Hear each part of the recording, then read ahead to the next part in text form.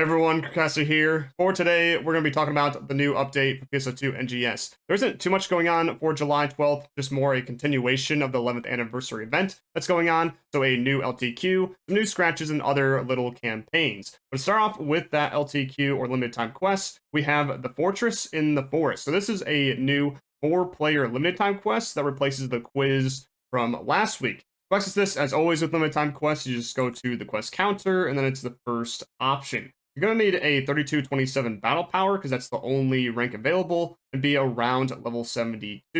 For this, it will give you around 20,000 seasonal points every run based on your clear results, like S rank, A rank, or whatever. And then for your first time clear, you will get 10 of those special scratch tickets for the 11th anniversary, which is pretty nice. But more about this quest, you essentially go to the Russell Forest to rescue a NPC called Traspo, which is the transport NPC, which gets rescued a lot lately, kind of like the pilots from base game. And what you do is just go into a linear path, killing mobs, killing bosses, as well as doing trials to lead up to the NPC.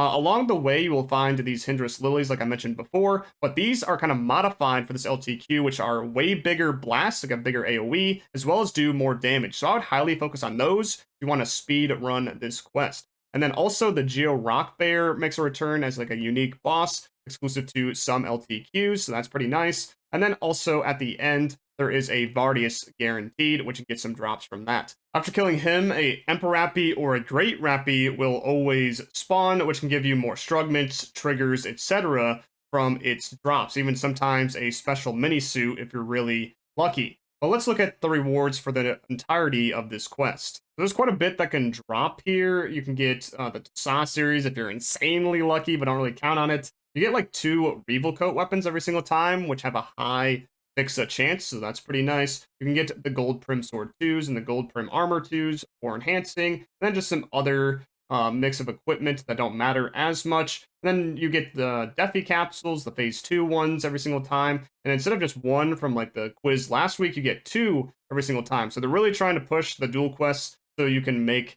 that gear. You also have a chance of getting Mastery 3s and 4s from this quest, and like the Stat 3s and 4s, as well as the Exploit 1s. I've seen Daytime, I've seen Lightning in it. I think it's just kind of randomized with all the exploits, but that drops from the Great Rappy or Emperor Rappy at the end. And then for materials, you can get Arms Refiner and Arms Refiner 2s. Photon Chunk 2As and 2Bs are guaranteed every time, between 2 and 4 it says here, but I think I've gotten 5 before in a run. So I don't know the max on that every run, but good amount. And then just a whole bunch of other random stuff based off the Emperor Rappy and Great Rappy's usual drops. So Strugments, Alpha Reactors, Yellow Triggers, and the Darkfall Interception R.2, and the Battle of Halphia Lake quest triggers. Then for the other section, you get some additional tickets, like the PSO2 11th Special Scratch ticket, which still has an abysmal rate, just like the last LTQ, so don't really count on getting those, but maybe like 1 every 30 or 40 runs, maybe, but that's an insane amount. And then a special scratch ticket, the regular one, drops from those Emperor Rappies or Great Rappies, as well as a chance, very low one, at the N Rappy Suit Mini cosmetic. Overall, these rewards are okay, or at least kind of good, at least for new players, because it gives a ton of fodder or materials for upgrading your equipment, because it gives those Arms Refiners, Photon Chunks, Strugments, and the Gold Prim Sword 2s and Armor 2s. This really helps out for those that want to upgrade leading up to the quests that are happening in August. But for players that have been playing quite a while, like veterans, it isn't really that great because, I don't know, like you can sell the Strugments to other players, but for things that you really want that we haven't already farmed a ton already, like the 11th Special Scratch tickets to SAW series, Mastery maybe, they're just too low of a chance to really warrant doing this over and over again. Like, if you have nothing else better to do, then go for it. But I wouldn't really recommend going beyond like the first clear, whatever amount of clears you need to do for like dailies or limited time tasks. It does only take 5 minutes or less though, so it's pretty fast if you just want to repeat it or do it for those tasks. And you can also do it solo in about the same amount of time. But let's finally move on to something else. There's a new ARKS record for the field race, South Alio Dash Stage 1. You just find that in South Alio. In the picture here, it says it only gives like 5 at bronze up to 10. I'm guessing this is just like an old image when they had this in the past. As in game, it shows 20 to 40. I think this is the standard now. So on bronze, 20, silver 30, gold 40. But yeah, that can just be found in South Alio right next to this Ryuker here. We're also getting a new SG Scratch Resurgent Force, which has the Crawford outfit finally after 2 years, so that's in the game, as well as the Feto from Chapter 5, that cast outfit, as well as Faria and other Lucille NPCs, so you can have their outfits too. This can just be found in game with the Scratch Ticket section in the shop menu, play Scratch Tickets, and then just Resurgent Force. There's also the daily free ticket as always, which is kind of funny that Barry here kind of jumps up and down. As you can see, they have it a little bit off there. I don't know why. For the prize list, though, there is their outfits with different variants, as well as base wears, inner wears, and then also their accessories, and some new poses like Pose 22 Plus and Knuckles Pose Plus. These are just like old ones, but if you get the Plus version, does a little bit something different. Within NGS, like I think the Knuckles one changes it so you can use your own Knuckles if you have one equipped. I'm not sure with the Post 22, but then there's like the hairs and different stamps as well as their voices. Pretty nice. And then for a new music disc, there is that promo music, which was with Slayer, so you can get that music disc too. Everything else is just built up from previous SG scratches per usual. Everything with the new icon is actually what got added. But yeah, for the bonus prize, it is the idle stretch. So you can have that as a motion change if you want, as shown up there. I don't know, it's just kind of like stretchy. Okay, yeah, so great. But there's actually a new AC scratch as well, which is 11th Anniversary Memories. So this is just a ton of stuff from base game, so different emotes and poses and accessories and outfits. Seems like the theme this time around is very focused on like episode 5 I saw, so a lot of those outfits, and there's like a ton of hairstyles at the bottom here, which is just a lot of different characters' hairs. If you're missing out on any of those, there they are.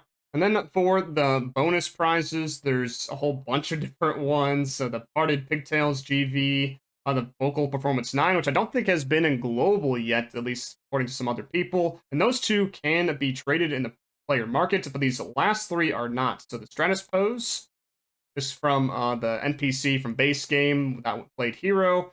Zhao Pose, one of the main NPCs from before. And you get a little chair if you do Pose 2, so that might be useful for some of you. Then Vocal Performance 4, so that's also in addition there, and that's for 85 times. That's quite a bit. But also attached to this is a free variant. So you can get these tickets every single day from logging in if you have enough battle power, as well as through another daily, as shown here on the bottom. You got to complete daily task to get the second ticket, and then just log in for the other. And those can only be used on this free variant, which doesn't have any of those scratch ticket count bonus prizes. But it has all of the same stuff inside, so you just might get lucky for some of the items that you want. And because everybody's getting these free tickets, a lot of these should be cheap if you just want to buy it out of the player market instead. And this is part of that triple luxury campaign that I mentioned last week, where it's the double dip days, so you get 2 a day up until August 1st. So if you do it every single day, I believe you get 42 of these tickets. That's pretty nice. For the next thing, this also kind of involves it, great deals in AC Shop, which also lasts until August 1st, where if you buy a premium set 90 days for 3300 AC, you also get a bonus free of those 11th anniversary tickets. So this is for the free version and not for the paid for version, so keep that in mind. For the next thing, we have a new season to the Mission Pass, which has the usual fanfare inside. For the accessories, there's a Vlita Rit and Survey, which are based off of old base game armor pieces, just now accessories. The rectangular static, which that's a nice little particle effect that you could use for whatever. And then Alio swimsuit items from that AC pack, just different versions of it. So this one for Type 1 and one for Type 2, which have either shoes or no shoes if you want either of those variants. Different cast parts, the Ruka and the Krolik ones. And then different stamps, as well as the motion change air slides. And this Magform Tibron if you want that. And then just like bonuses of those beyond the tier 30. The last thing that I have for you guys today, there is a pre-announced Urgent Quest and a limited time movie concert schedule for NGS, which involves old base game concerts put into NGS, but only on the movie screen. What I mean by that is it's not really on the stages, it's only just on the TV screen there, so you can watch them. There's no real interaction, unfortunately. But after every single one of these, the Remnants of Ambition, the new UQ, will show up guaranteed in Caveris, and everything else will just be more randomized. But here's the schedule, just kind kind of staggered throughout the different days for this week. And then if you want this, I'll put it in the description down below. That's everything that I have for July 12th. Thank you guys for watching, and I'll see you in the next one. Peace.